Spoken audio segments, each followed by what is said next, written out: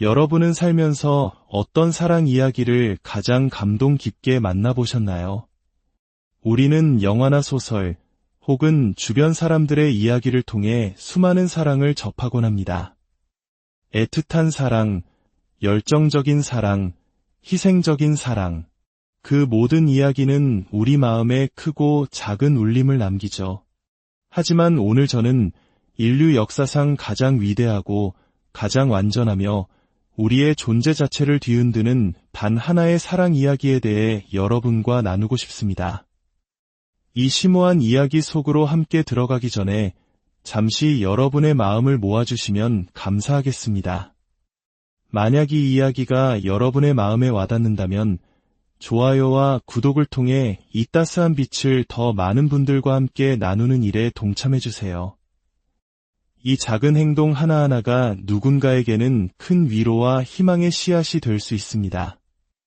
여러분의 선한 마음에 하나님의 축복이 가득하기를 기도합니다. 오늘 우리가 함께 나눌 이야기는 요한복음 3장 16절, 단 한 문장 속에 담겨있는 우주적인 사랑 이야기입니다. 어떤 이들은 이 구절을 작은 성경 혹은 복음의 핵심이라고 부릅니다. 그 구절은 바로 이것입니다. 하나님이 세상을 이처럼 사랑하사 독생자를 주셨으니 이는 그를 믿는 자마다 멸망하지 않고 영생을 얻게 하려 하심이라. 세상에서 가장 위대한 사랑 이야기. 그 시작은 하나님이라는 존재에서 출발합니다. 여러분은 하나님에 대해 얼마나 깊이 생각해 보신 적이 있으신가요? 오늘날 우리는 그 어느 때보다 풍요로운 시대를 살고 있습니다. 과학기술은 눈부시게 발전했고 인간의 지식은 우주 저 너머까지 뻗어가고 있습니다. 하지만 아이러니컬하게도 우리 마음속의 공허함과 불안은 점점 더 커져만 가는 듯합니다. 과학이 우리의 모든 문제에 해답을 주지 못하며 기술이 우리 영혼의 허기를 채워주지 못한다는 것을 우리는 경험으로 알고 있습니다. 이러한 현실 속에서 수많은 젊은이들이 다시 하나님을 이야기하기 시작했습니다. 어떤 이들은 마음의 평화를 찾기 위해 동양의 철학과 명상을 탐구하고 또 어떤 이들은 다양한 영성 공동체 안에서 그 해답을 찾으려 노력합니다. 또 누군가는 홀로 광야로 나아가 밤하늘의 별을 바라보며 이 거대한 우주 속 자신의 존재 의미를 묻기도 합니다. 혹시 여러분도 그런 질문을 던져본 적 없으신가요? 과거에 한 대학생이 제게 물었습니다. 하나님이 존재한다는 것을 증명할 수 있나요? 저는 이렇게 대답했습니다. 아니요. 저는 하나님을 시험관에 담거나 실험실 유리 상자 안에 넣어 여기 하나님이 있습니다라고 보여줄 수는 없습니다. 그렇다면 우리는 어떻게 하나님의 존재를 알 수 있을까요? 세상의 모든 증거들이 바로 그분을 가리키고 있기 때문입니다. 밤하늘을 가득 채운 무수한 별들을 바라볼 때 우리는 그 질서정연함과 광대함 속에서 이대한 설계자를 떠올리지 않을 수 없습니다. 우리를 둘러싼 아름다운 자연, 계절의 변화, 피고 지는 꽃 한 송이를 볼 때에도 우리는 그 안에 깃든 신비로운 생명의 힘을 느낍니다. 특히 한 아이가 태어나는 그 경이로운 순간을 목격할 때 우리는 이것이 단순한 우연이 아님을 위대한 창조주가 계심을 본능적으로 깨닫게 됩니다. 하지만 이 모든 외적인 증거보다 더 확실한 증거가 있습니다. 바로 우리 마음속 깊은 곳에 자리한 양심입니다. 여러분의 양심은 옳고 그름을 분별하며 우리에게 더 높은 도덕적 기준이 있음을 속삭입니다. 우리 내면 가장 깊은 곳에서부터 분명 하나님은 계실 거야라고 말하는 목소리가 들려옵니다. 설령 당신이 지금 이 순간 제 말을 믿지 않거나 거부한다 할지라도 그 진실은 당신 안에 이미 뿌리내려 있습니다. 세월의 흐름 속에서 애써 그 목소리를 억누를 수는 있겠지만 결코 완전히 사라지지는 않는 내면의 확신, 그것이 바로 하나님께서 우리 모두에게 심어두신 진리의 흔적입니다. 성경은 창세기 1장 1절에서 이렇게 선포합니다. 태초에 하나님이 천지를 창조하시니라. 성경은 하나님의 존재를 증명하려 애쓰지 않습니다. 그저 당연한 사실로서 선포할 뿐입니다. 왜냐하면 모든 인간은 그 마음 깊은 곳에서 이미 하나님의 존재를 알고 있기 때문입니다. 어떤 이들은 무신론자라고 말합니다. 하지만 아직 인생의 진짜 어려움을 겪어보지 않은 무신론자일 수 있습니다. 스스로 무신론자라 주장하는 사람이라도 시한부 선고를 받거나 감당할 수 없는 고난의 순간에 처하면 자신도 모르게 오, 하나님, 제발 도와주세요 라고 부르짖게 됩니다. 그렇습니다. 모든 인간은 창조주 하나님이 계심을 알고 있습니다. 성경은 우리에게 하나님이 어떤 분이신지를 알려줍니다. 첫째, 하나님은 영이십니다. 하나님은 우리와 같은 육체를 가지고 계시지 않습니다.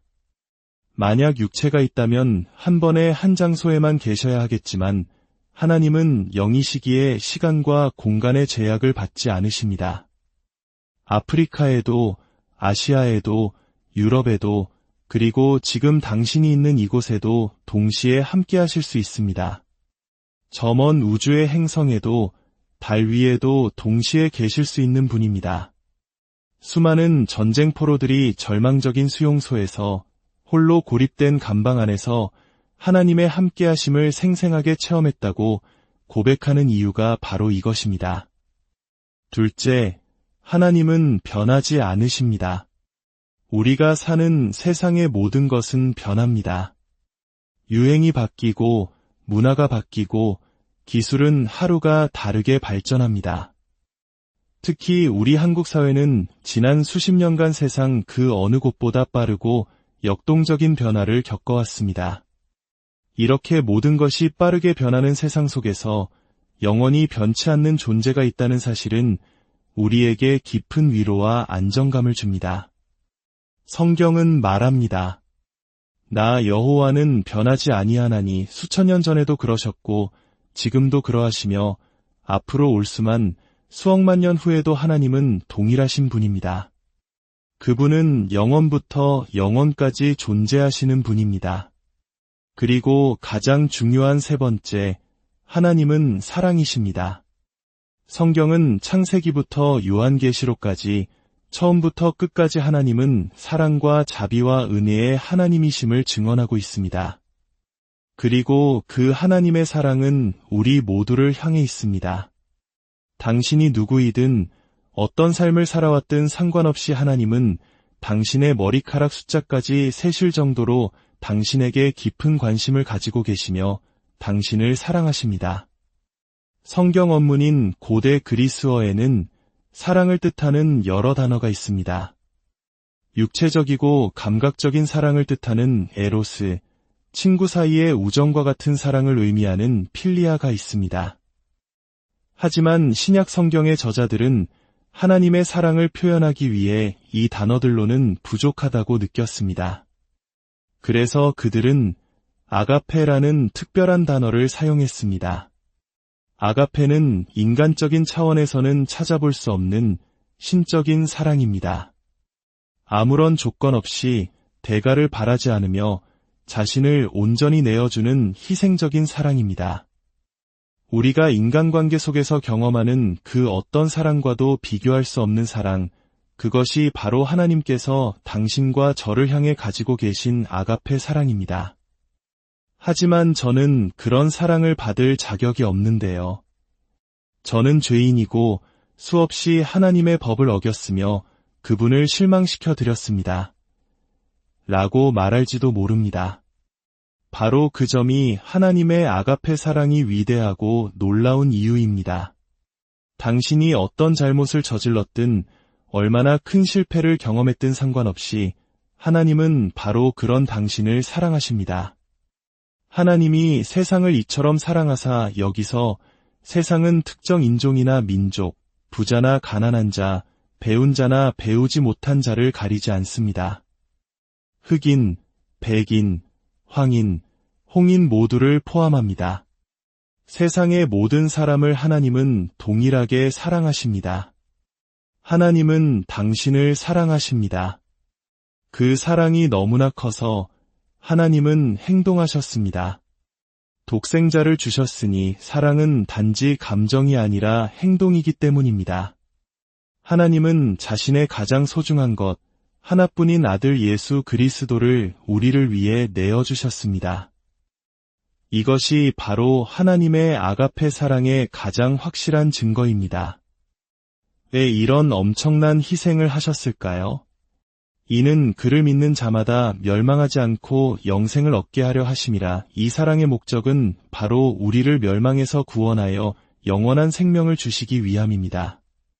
우리가 복음의 말씀을 들을 때 우리 안에서는 보이지 않는 역사가 일어납니다. 제가 말하는 동안 여러분의 마음속에 조용히 속삭이는 또 다른 목소리가 있습니다. 그것은 바로 성령님의 음성입니다.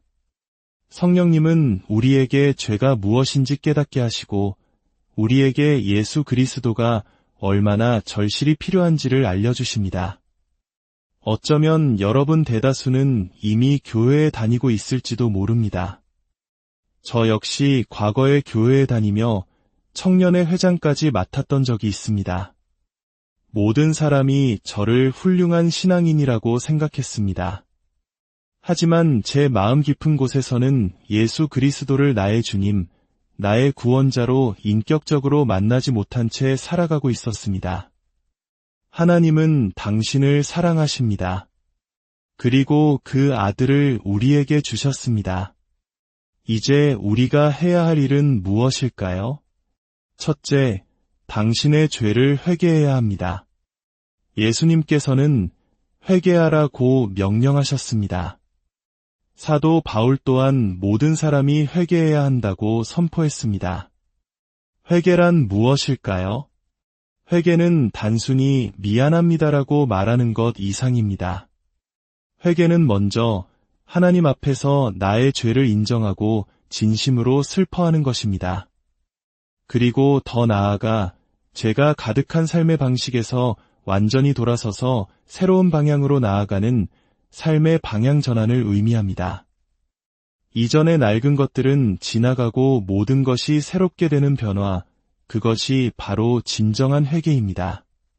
둘째, 믿음으로 그리스도를 당신의 주님과 구원자로 영접해야 합니다. 회개와 믿음은 동전의 양면처럼 항상 함께 갑니다. 이 모든 것을 지성적으로 완벽하게 이해할 필요는 없습니다. 어린아이와 같은 순수한 믿음으로 나아오면 됩니다. 성경은 너희는 그 은혜에 의하여 믿음으로 말미암아 구원을 받았으니 라고 말합니다. 또한 믿음이 없이는 하나님을 기쁘시게 하지 못하나니 라고 말씀합니다. 셋째, 당신의 주님과 구원자이신 그분을 사람들 앞에서 공개적으로 시인해야 합니다. 예수님께서 말씀하셨습니다. 누구든지 사람 앞에서 나를 시인하면 나도 하늘에 계신 내 아버지 앞에서 그를 시인할 것이요. 이것이 바로 세상에서 가장 위대한 사랑 이야기이며 그 사랑을 향한 우리의 응답입니다. 하나님의 측량할 수 없는 사랑이 지금 이 순간 여러분 각자의 마음을 두드리고 있습니다. 당신이 지금 인생의 어느 지점에 서 있든지 어떤 모습으로 살아가고 있든지 바로 당신을 찾아오시는 그 조건 없는 아가페 사랑을 느끼시기를 바랍니다. 오늘 그리고 앞으로의 모든 날들 가운데 하나님의 평강과 은혜가 여러분과 함께 하시기를 간절히 기도합니다. 이 이야기가 당신의 마음에 울림을 주었다면 이 은혜를 주변 사람들과 함께 나누어 주시길 부탁드립니다. 경청해 주셔서 진심으로